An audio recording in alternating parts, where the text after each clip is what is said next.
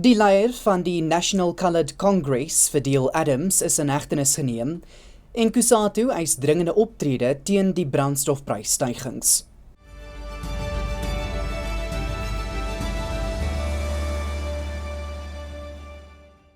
Goeiemiddag, dit is tyd vir Pretoria FM se visuele nuusbulletin in Afrikaans. Ek is Walter Ernst. Die leier van die National Coloured Congress, Fadil Adams, is vanmiddag deur die taakspan teen politieke moorde in hegtenis geneem. Dit volg nadat 'n J50 lasbrief vir sy hegtenisname uitgereik is weens aanklagte van bedrog en dwarsboming van die gereg. Hy het na bewering ingemeng by ondersoeke na die moord op die voormalige leier van die ANC jeugliga, Sindiso Makaka. Volgens die nasionale polisiewoordvoerder, Brigadier Atlenda Mate, het Adams versuim om by 'n polisiestasie in Kaapstad aan te meld, soos voorheens met sy regspan ooreengekom is. Hoewel die polisie reeds verskeie persele ondersoek het, ontken Adams enige oortreding en beweer dat hy geteiken word omdat hy korrupsie ontbloot. Hy sou na verwagting homself môre aan die polisie oorhandig het.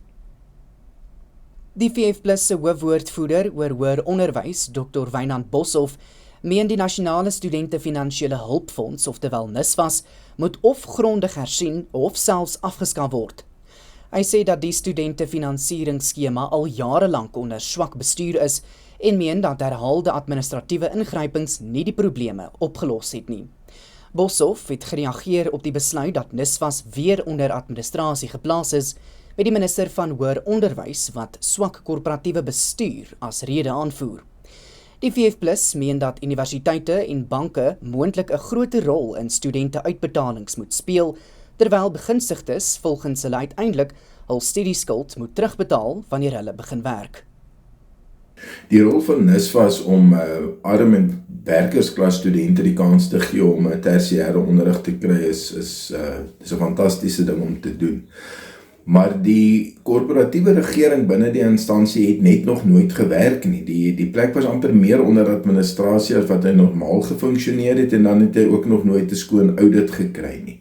Daar is twee probleme met NSFAS. Die een is dat die stelsels net eenvoudig nie werk nie. Die ander is dat dit die hulp wat dit gee, dat dit nie terugbetaalbaar is nie. Met ander woorde, dis 'n permanente dreinering op die fiskus.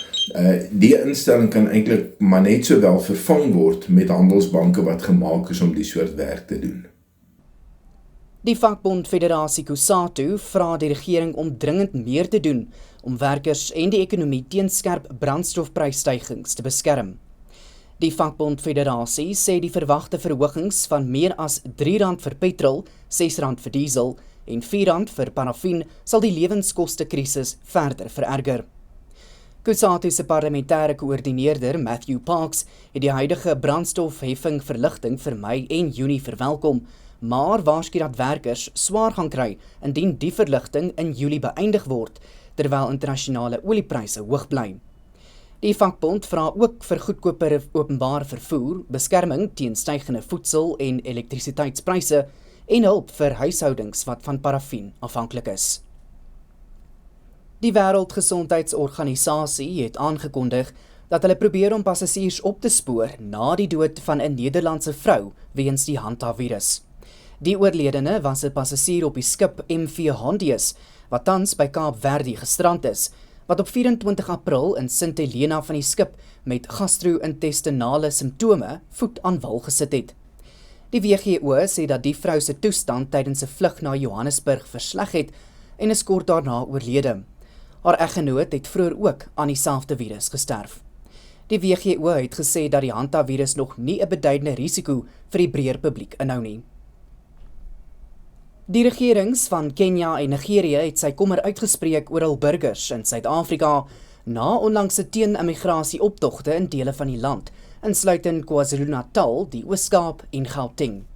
Betogers eis strenger immigrasiebeheer, insluitend strenger visumreëls en hersiening van die asielbeleid. Sommige buitelandse burgers sê egter die optogte is misleidend en veroorsaak onnodige spanning.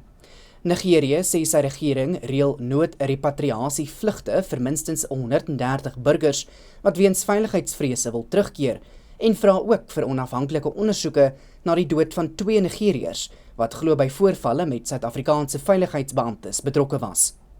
Kenia het sy burgers aangeraai om altyd geldige dokumente by hulle te dra en om hulp by die polisie of die Keniaanse Hoë Kommissariaat in Pretoria te soek. En daarmee kom ons aan die einde van vanaand se visuele nuusbulletin op Pretoria FM. Ons het môre weer 'n afspraak.